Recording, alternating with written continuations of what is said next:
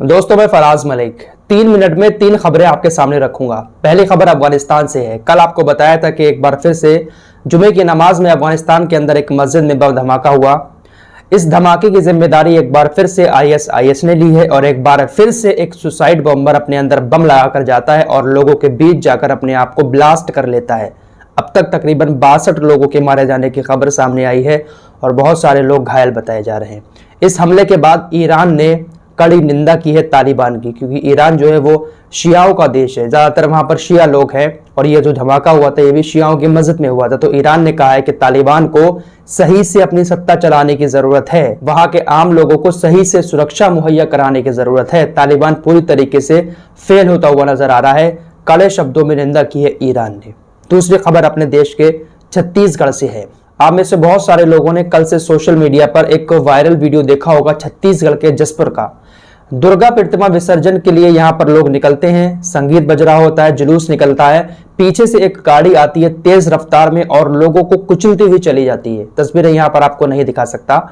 कुचलती हुई चली जाती है जिसमें एक शख्स की मौत भी हो जाती है। जब यह हादसा हुआ तो उसके बाद बीजेपी ने कांग्रेस पर आरोप लगाना शुरू कर दिए धर्म का एंगल लेकर कि जहां पर कांग्रेस की सरकार है वहां पर हिंदू लोग सुरक्षित नहीं है और हिंदू लोग अपना त्योहार भी नहीं मना सकते।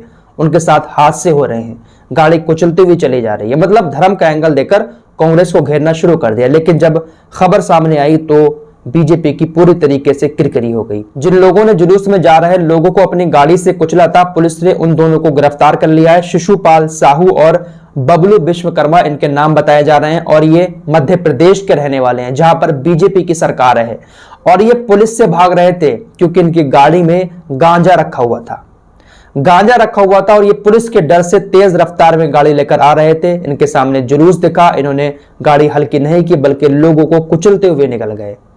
एक आरपी सिंह है कांग्रेस के, इन्होंने लिखा कि ये जो दोनों पकड़े गए हैं मध्य प्रदेश के, इनका संबंध बीजेपी से बताया जा रहा है। कांग्रेस भी यही कह रही है कि ये दोनों बीजेपी के आदमी हैं। ऐसे में बीजेपी की बहुत ज्यादा किरकिरी हो गई।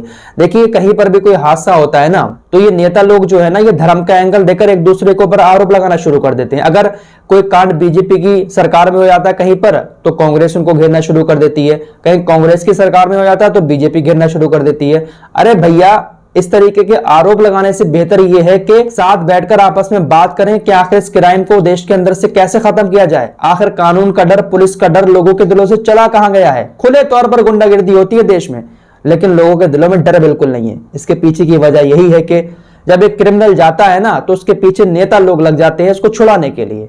तो उनके दिलों में डर ही नहीं है कि भैया अगर मुझे कुछ होगा भी तो मेरे नेताजी हैं मुझे छुड़ाने के लिए। तो इन नेताओं की वजह से ये सारे कांड हो रहे हैं। पुलिस इतनी निकम्मी नहीं है हमारे देश की, लेकिन ये नेता लोग हर मामले में धर्म का एंगल देकर लोगों को बेवकूफ बनाते रहते हैं और इन्हीं सारी चीजों के चलते हुए आज भारत भूखमरी के मामले में पाकिस्तान, नेपाल और बांग्लादेश से भी पीछे रह गया है। ग्लोबल हंगर इंडेक्स की एक रिपोर्ट सामने आई है और हर साल ये रिपोर्ट जारी करता है दुनिया के तमाम देशों की।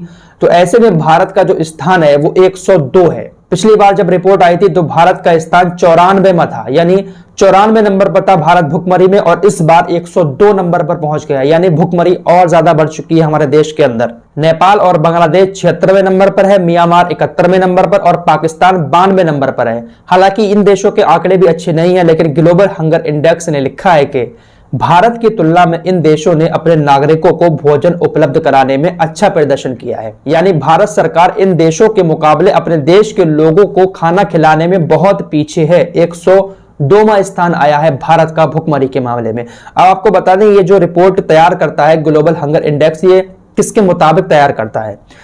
देश में कुपोषित बच्चे कितने हैं उसका अनुपात देखता है। 5 साल से कम आयु वाले बच्चे जिनका वजन लंबाई के हिसाब से कम होता है, इसका सर्वे किया जाता है। इसके अलावा 5 साल से कम उम्र के बच्चों में मृत्यु दर कितनी है, 5 साल से कम उम्र के कितने बच्चे किस देश में ज्यादा मर रहे हैं, इन सारे आंकड़ों के मुताबिक ये रिपोर्ट तैयार की जाती है।